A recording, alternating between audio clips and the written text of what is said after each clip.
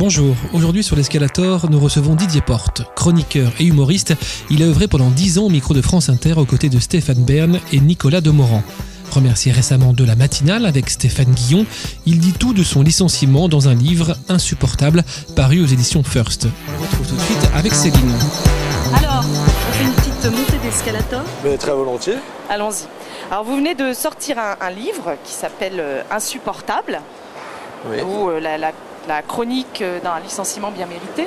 Absolument. On voit régulièrement sortir des livres comme ça qui dénoncent le côté pourri de certains milieux professionnels, que ce soit le cyclisme, la mode, le milieu politique. Est-ce qu'il y a un métier qui vous fait rêver, dont le milieu serait encore vierge de toutes ces magouilles Non, mais bien sûr, il n'y a aucun métier plus innocent ou plus vierge qu'un autre. Simplement, c'est vrai que le nôtre, celui des médias, de ce point de vue-là, est particulièrement riche. Et source de beaucoup sinon de révélations, en tout cas de rebondissements plus ou moins rocambolesques. Et moi, c'est vrai que mon licenciement, vous allez me dire, tous les jours, il y a des milliers de gens qui se font virer en France, mais c'est vrai que le mien peut-être présente un intérêt dans le sens où c'est rarement raconté dans notre métier parce qu'il est bon de ne jamais insulter l'avenir. On ne critique pas les patrons qui vous virent parce qu'on peut les retrouver quelque temps après. Tout le monde se connaît. Moi, je suis à peu près tricard partout. Je sais que je retrouverai du boulot nulle part. Donc, je peux me permettre de parler, franchement. Alors, je pense que l'intérêt du bouquin vient de là. Alors, dans ce livre, il y a énormément de révélations. S'il y a une révélation vraiment explosive, est-ce qu'elle est dans votre livre ou est-ce que vous la gardez encore sous le coude et vous pourriez nous en faire une, la nouvelle? Il n'y a pas de révélation explosive.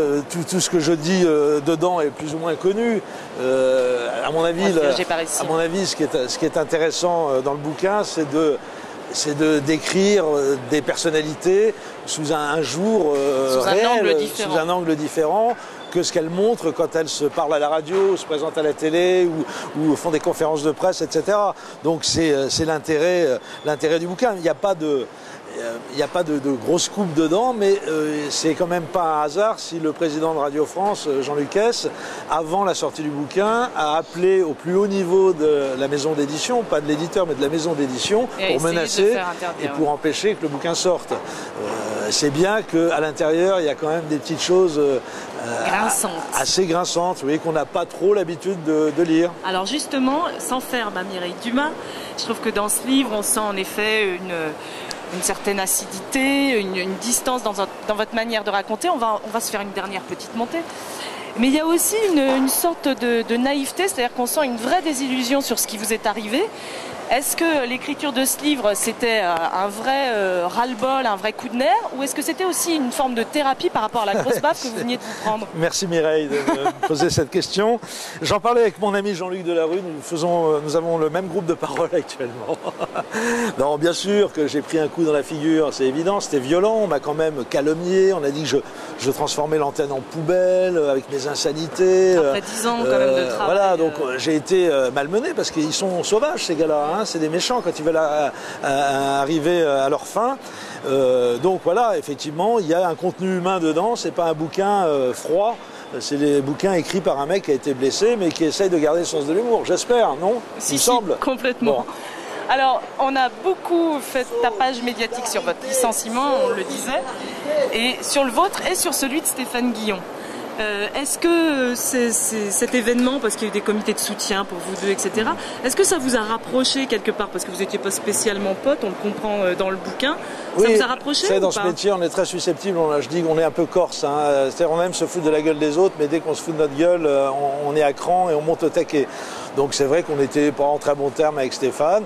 Effectivement, dans l'adversité, on a serré les coudes et maintenant on est plutôt bons copains. Donc ça aura eu au moins cet aspect positif. Alors on pensait à une reconversion pour vous, c'est celui de voyante.